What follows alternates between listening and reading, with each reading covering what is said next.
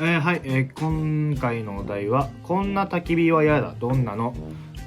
はいはい、こんな焚き火は嫌だどんなの。焚き火の中にヴィーガンがいて、その行き過ぎたヴィーガンが火のことも考えてって言い始めてくる。